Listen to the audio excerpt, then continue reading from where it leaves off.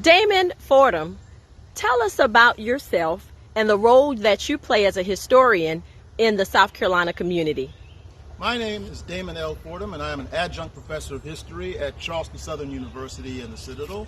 And I also do a Black history tour called The Lost Stories of Black South Carolina, and I'm also the author of 3 books on the subject. Tell us, why did you choose Hampton Park to do an interview today? Hampton Park is historic for a number of reasons. Back in 1901, President Theodore Roosevelt and the great African-American leader and teacher Booker T. Washington spoke here at this very park. Additionally, this park is home to the statue of the great leader Denmark Vesey, who tried to lead the Great Slave Rebellion of 1822. The short version of it is that Vesey was a man who purchased his own freedom, and after he purchased his freedom, he became a lay minister at the Hempstead African Church. Then he tried to get a group of about 37 or so people to revolt against slavery in Charleston. They were going to break into the armory and set fires, and when the slave owners came to put them out, he would have them shot. Then he would then lead the black people into freedom out to Charleston Harbor, where they would hijack ships and go to Haiti.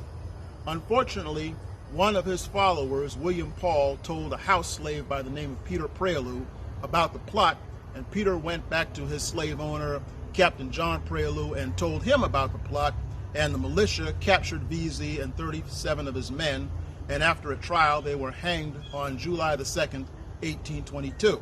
So he's a hero to much of the black community as a man who fought for the liberation of our ancestors, and many of us saw to it that his statue was put here in this park, so I thought it appropriate to be here.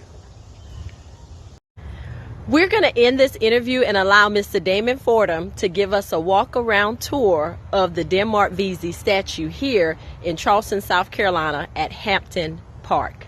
The Denmark Vesey Statue was put here in the mid-2000s. Unfortunately, I was out of town the day that they put it up there, but you'd see that he's carrying what's in essence a bag full of tool bag, and that is because his occupation, along with being a class leader in the Hempstead AME Church, he was also a carpenter. So therefore, that's to show his occupation. Over here, on this side, it tells you the basic story behind Denmark Vesey, along with the fact that the Denmark Vesey Rebellion caused the city of Charleston to put a fort that was designed to put down slave rebellions in the future. And in 1842, that fort converted into a military school that we know today as the Citadel. Another thing that came out of Denmark Vesey was that the church where he was the lay minister, many years later, Bishops Richard Harvey Kane and Daniel Alexander Payne came down here and took what was left of that church and created a new church on 110 Calhoun Street that they named the mother of the new black churches in Charleston, and after the Hebrew word for God is with us, which is Emmanuel. So the church where he was the predecessor of Mother Emmanuel AME Church. So in this you see the full frontal view of Denmark Vesey, a very proud man, basically willing to do what was basically the same thing if you consider George Washington, the heroes of the American Revolution. They fought for the liberation of their people, and Denmark Vesey just basically did the same. Thank you so much for your time and all of your knowledge that you have shared with us, Damon Fordham. Thank you so much. You're very welcome.